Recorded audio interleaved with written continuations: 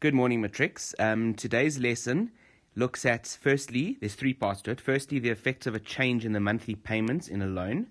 Secondly, the effects of a change of interest rate in a loan, but it can also be applied to investments. And thirdly, inflation. So for the first part, as you see in front of you, the effects of a change in the monthly repayment. If you want to follow in the textbook, I'm on page 137. All right, so at the top of page 137, it talks about Mandla, and he has taken out a loan over 240 months. There's the 240, and if we divide that by 12, you see that it's 20. So this is a 20-year loan, which is pretty much standard for a house. And it says that his installment amount is, we're looking in the left column first, 4,498 Rand 63 cents a month for 240 months, meaning in total he would have paid over 1 million for that house. And it does tell us that the house is only worth 500,000 Rand. And so that's what happens in reality as well. You end up over 20 years paying over double what you could have paid if you'd paid it in cash. But I mean, we know that most people are not in that situation where they can buy a house for cash. Right, so he wonders, in this case, how much he would save if he increases his payments by 500 Rand a month. So in other words, increasing this 4,498 Rand 63 by 500 Rand a month. So I just want to give you a little idea of what that means. So we already know now that 4,498.63 over 240 months gives us 1,079,671 Rand and 15 cents in total that he's paid. But what if we had to say, what if he's paying an extra 500 Rand a month?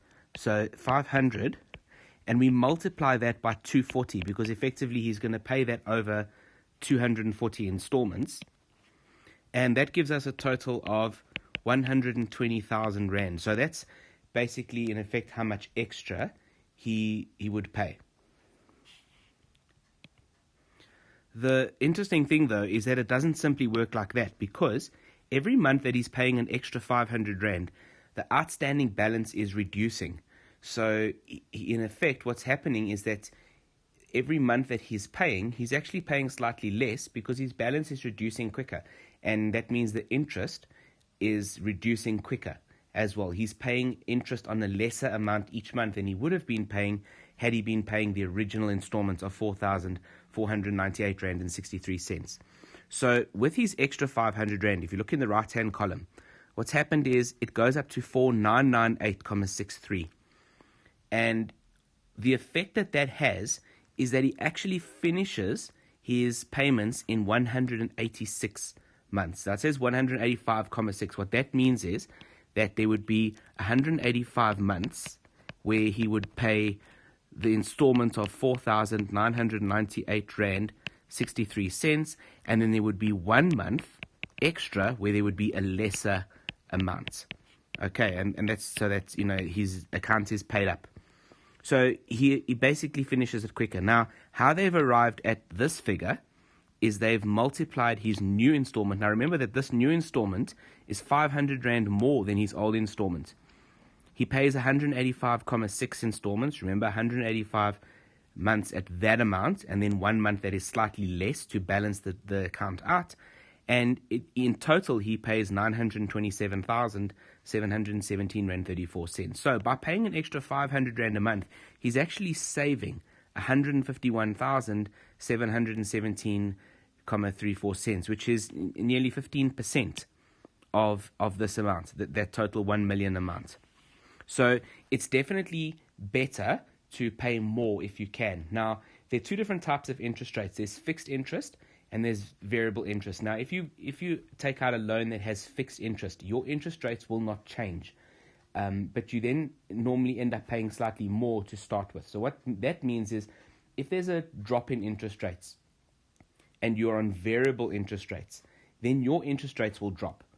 You might have been seeing in the press recently over the COVID-19 crisis, the Reserve Bank has actually dropped the rates twice in a row now. So if your interest is variable, then you're actually going to end up paying less on your home loan. However, if it increases, then you end up paying more. So some people don't want to have that uncertainty. So what they do is they rather opt for a slightly higher interest rate, but then it's fixed and they know it won't change. So in this case, the interest is not changing in this case. So whether he paid the original installment of 500 Rand less or his new installment with 500 Rand more, the interest hasn't changed. That rate hasn't changed. It's just that he ends up paying the bond off a lot sooner than he would have if he didn't add that extra 500 Rand. So his total savings then is, as we've said, 151,717 Rand 34 cents, and he reduces the payment by 54 months, which is actually 4.5 years. So it's quite significant in that if the original bond was 20 years, it's almost a quarter of the time that he's now paid it off. He's reduced the payment period by a quarter, which is quite significant. Right, the effect of a change in the interest rate. We've discussed this briefly in the last slide, but I did tell you that the South African Reserve Bank, or SARB for short, is the financial institution that determines the interest rates that we pay. So if the economy is doing well, they might increase the interest rates for whatever reason to get more money into circulation. Or if the economy is doing bad like it is at the moment, they will drop the interest rates so that the ordinary people, etc., that are trying to pay off bonds and they have other financial costs that they weren't expecting at this point, maybe businesses aren't doing that well, they get a little bit of a breathing space if their monthly repayments come down because of an interest rate reduction. So they determine the interest rate, and it's called the repo rate. And once the repo rate is reduced or increased, that's the rate at which the banks lend or borrow money from the Reserve Bank. So as soon as the banks themselves get a reduction in their rates, they can pass on that reduction to the consumer, which is you or I, that have bought, whether it's cars or houses or whatever, that are financed through the bank. What is important to understand, and it's another reason why some people opt for a fixed interest rate, is that if there is some kind of a crisis and in the markets and the interest rates increase substantially, some people might find themselves in a position where their salary is not increasing, yet their monthly repayments are increasing quite significantly, and they're not unable to pay them. And that will result in penalties because you end up paying extra interest on the amount that you haven't paid, and after a few months they could actually repossess whatever it is that you've loaned, your house or your car, and those kinds of things. And those often get auctioned. So if you've seen signs on the side of the road, on street lamps, etc., that talk about houses being auctioned, it's often a bank repossession where the bank has gone to a client and said, well, you're not able to make payments anymore, so we're taking our house back. It's a harsh reality, but it's a reality nevertheless. Right, girls, at this point, please will you pause the video, and I'd like you to complete exercise 15 on page 137. You can work through all of that exercise, and once you've finished, come back and continue this video for the next and the last portion of this lesson. All right, the last part of today's lesson is inflation, the start of inflation. We won't finish it in this lesson, and I'm on page 138 if you want to follow. So effectively, inflation means it's the increase in what goods will cost over a certain period of time.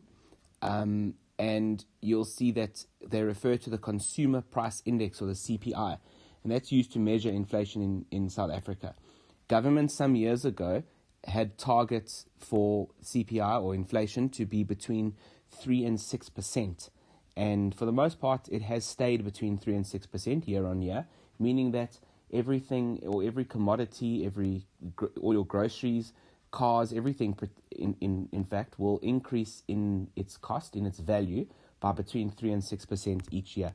And so salary increases are normally in line with CPI figures, plus an extra few percent, etc., for promotion or pay progression or that kind of thing as well, because technically each year you should be earning slightly more and not stay on the same level as you always have been. So in other words, if your inflation on average from one year to the next is 4%, and your salary increase is only 4%, you actually haven't really got a salary increase then, because you're still living within exactly the same kind of means that you were before. So on the third second paragraph, the inflation rate in South Africa is calculated monthly, but averaged and compounded annually. So in other words, they do it monthly, but at the end of the year, you'll get kind of an idea of how inflation has occurred over the whole year for for planning purposes, etc., for the next year. So it doesn't mean that all things in your shopping trolley, for example, have the same inflation. Bread might inflate at a slightly lower price than something else that comes from overseas, for example, which is also affected by the rand-dollar exchange rate and those kinds of things. Brent crude oil, which South Africa makes its petrol from, would also not be subject to the same kind of inflation as other commodities because there are other factors that affect it, like the exchange rate, etc., like the amount of barrels of oil that are in production in the Middle East where we buy our oil from, and those kinds of things.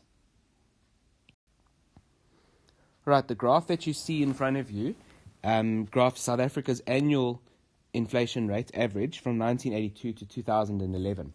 And on the y-axis, you'll see is the percentage, and on the x-axis is the years going up in 2 years. And you'll see that pretty much from 1982 all the way up to sort of 93, inflation was particularly high.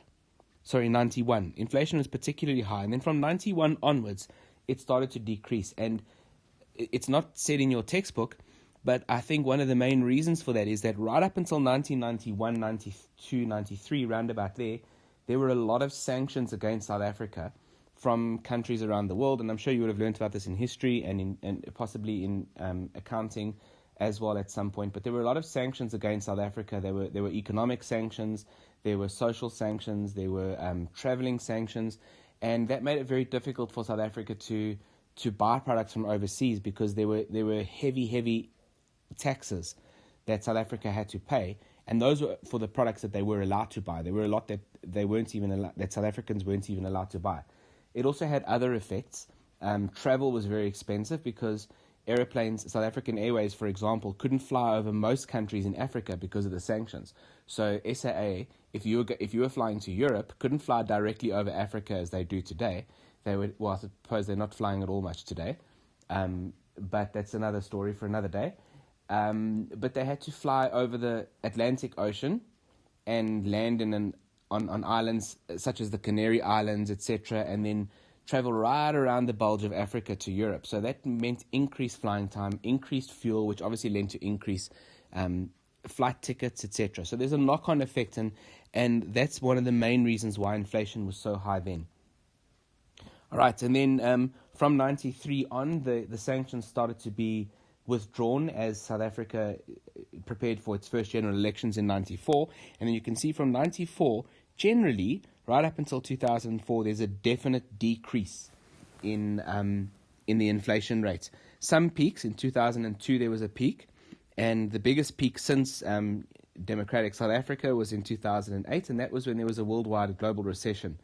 And I think just about every country in the world was experiencing those kinds of inflated figures, etc., because government was having to spend more money on loans and those kinds of things. So there's a lot of interpretation that you can take from these graphs. And then right down to 2010, it was at its lowest, and then it has started to increase again. But like I said, with the exception of those few anomalies, 2002 and heading up to 2008, and then easing out of the 2008 crisis, for the most part, inflation has kept between 3 and 6%, higher, closer to 6%, but it has kept within those margins. And just another piece of terminology: whenever you see a negative gradient, so for example, from this point down to here, and then from there to there, and then from there to all the way down to 1996, and then from 1997 all the way down to 1999. Those are all periods in which inflation decreased. So we call that deflation, when products and the general the general rate actually gets less, it deflates. All right, girls, that comes to the end of today's lesson. Can you now please complete exercise 16?